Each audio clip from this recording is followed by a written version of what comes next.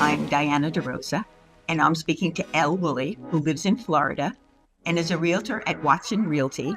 And she is also a para dressage rider, hoping to be named to her first USA team competing at the Paralympic Games in Paris 2024. Congratulations. I am so excited for you. I hope that you do get that wish or that dream come true.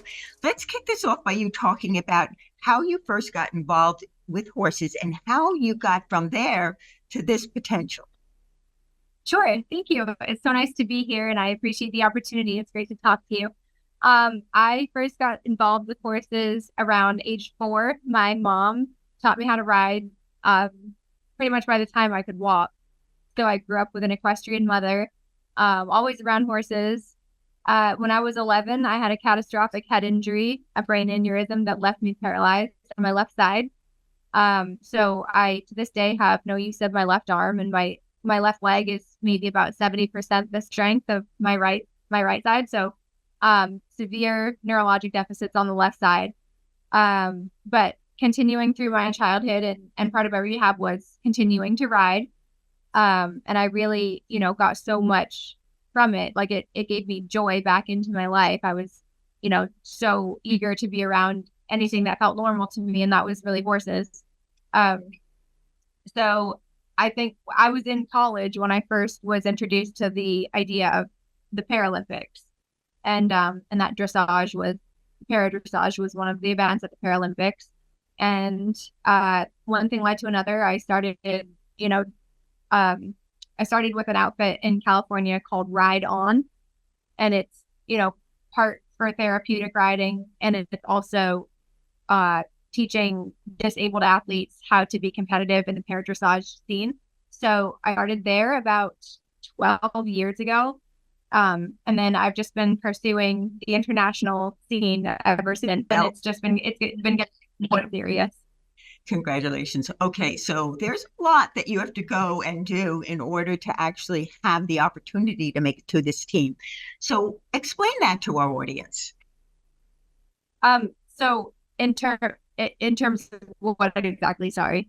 Competition, preparation. What is it that you have to, there are rules and regulations that you have to follow, and you have to get a certain score and such.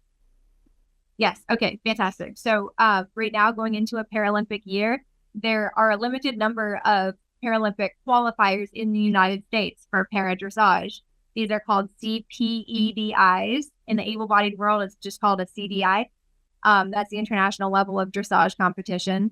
So for the paras, there are around 5 in the United States and in North America per year. And so it involves a lot of traveling, so much prep. Our whole team has to come with us to all of these because we, as para athletes, we need more support than most able-bodied riders. Like I'll need an international groom who takes care of all the aspects of horse care, grooming, bathing, prepping, hand walking, making sure my horse is comfortable and well taken care of, mentally prepared. I have to work out significantly harder than my able-bodied counterparts just so that I can keep my level of fitness. And every bit of edge that we can get counts. I also use this apparatus called a beamer, which helps neurologic function and regeneration. It's microcellular.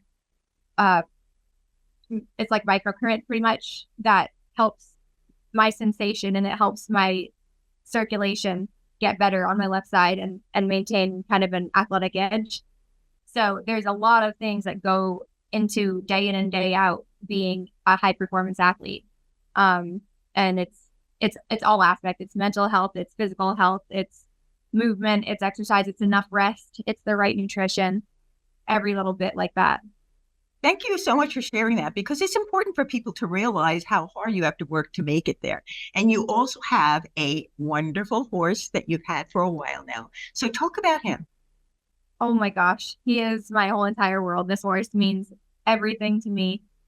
He came to me as a 3-year-old. I imported him from Germany because I frankly could not afford an internationally trained horse that's already ready for, that level of competition. So my option was to get something that was already trained, but probably not the caliber that I would need to be competitive on the world scale, or I could get a young horse and make it myself. So I took the hard route, as I often do in life, and I chose a young horse that, comes with its own challenges and dangers and all these things.